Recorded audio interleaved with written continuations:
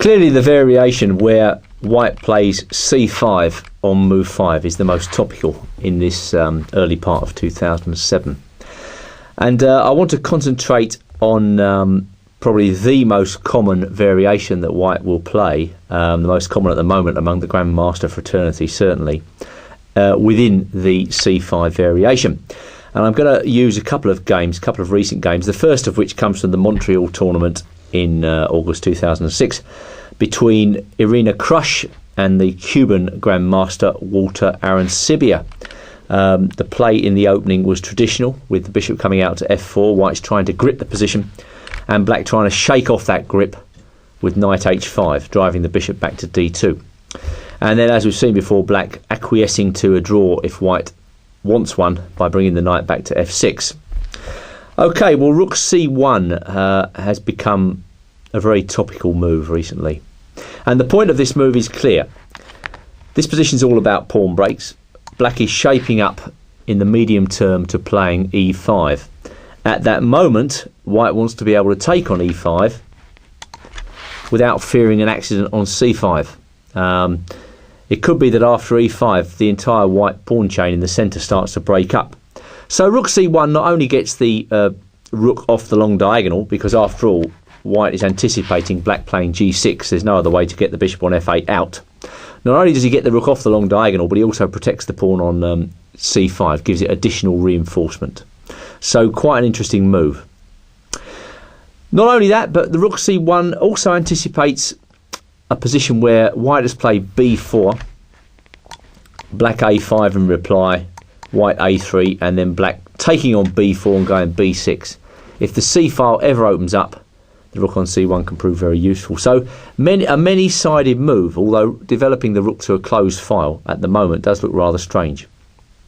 Anyway, g6 was played, pawn up to h3, taking away squares from the knight. For instance, if black plays e5, white takes, black's no longer able to play knight g4. Queen comes to c7, everything clear, black is leading up to e5, g3, not only finding a square for the bishop on g2, but enabling white to play bishop f4. Well, the queen must retreat. Again, the knight comes to h5, and finally, black gets the pawn to e5, bringing us to one of the critical positions of the variation. Well, white's got to take that pawn as far as I can see. Black recaptures, knight takes, bishop takes, and now e4. And it's all a question of whether this position is good for white or not. I'm going to try to argue that it isn't. Black should certainly go forward with the pawn to d4. And now white has a choice where to put the knight. We're going to see a game from Barayev in a moment where white plays knight a4. But we'll stick with knight e2 for the moment.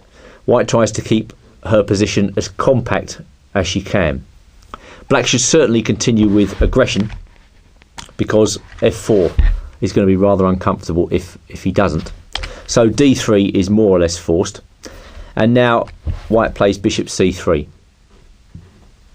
And the idea behind that move is simple. The more pieces that are exchanged, the weaker this pawn on d3 becomes. So black must continue as aggressively as possible in this position. In a way, he's already sold his soul to the devil. There's no plan B. You've got to crack on with aggressive play. So he takes, knight takes is forced, and now queen to d4. An effective and necessary centralisation in my view. Planning bishop to e6 and castles on the queen side.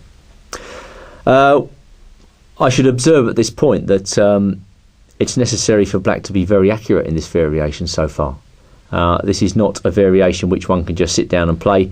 One has to memorise the variation. You know, it's important that black is accurate, or you can just lose in this line. So queen up to d2, trying to win that pawn. Bishop comes out to e6, a comfortable square. Pawn to g4. You might well ask, why doesn't white castle straight away? Well, knight takes g3 is an immediate tactical accident. This is a point worth making. So whilst g4 is not desirable, it's probably necessary if white wants to castle. But of course that drives the black knight back into the centre, which one could say is a small gain from black's point of view.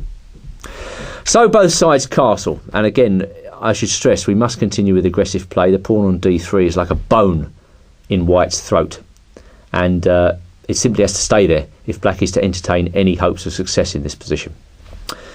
Rook fd1, and now Arancibia changes gears by playing g5. An excellent move, really, and one which reminds white that black is not without counterplay in this position. What white would much rather have is queen and his rook the other way around, because then it would be far easier to try to win the pawn on d3. But that queen on d2, the queen is never a good blockader, and white's queen is rather poorly posted in this position. So with g5, black is sounding the charge against white's king, and well, if white wants to unravel, there's no choice. There's no other move other than to take this pawn. Just going back, black is threatening h5 in this position. Sorry, hang on a minute. Opening up the game. Let's get the arrows right. Zoomf. There we are. Black is threatening h5, so white really has no choice in this position. He's more or less got to take. And now black has two good moves, in my view. You could play rook hg8, as per the game, which leads to a tremendous attacking position.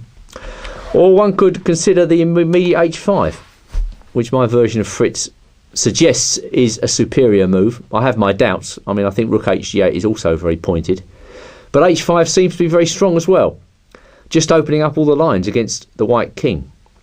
And, well, let's just take a look at a key variation. White can try and bail out by using tactics with knight e2.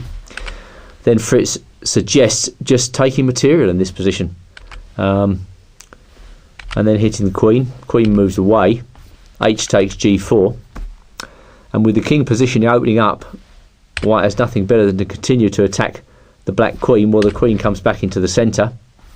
h4 trying to block the position.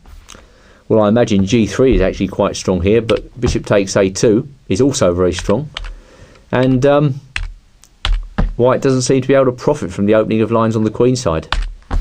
More than that, the pawn is touching down. So going back to queen takes g5, it is a little bit surprising how quickly the black initiative has developed, but it's developed in a deadly fashion, because what is white to play here?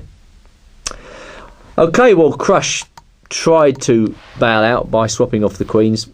Arancibia was very happy to take the queens because he knows that he can still open up lines against the white king, and it's difficult to know what to suggest from the white side. White's a pawn up, but her position's a complete wreck. Well, g takes h5 was tried. Bishop takes h3 is obvious, and now rook d2 is the only move to defend against the threat of a capture on g2. Rook g5 is simple enough. Black intends to double on the g file and take on g2, so king f1 to escape the pin, and then rook takes g2 was the simple denouement. Game over, because of course if rook takes g2, rook g8 wins material decisively. So how can I put it? A very encouraging game from black's point of view, and a clear demonstration to white that black is not without serious counterplay in this particular variation.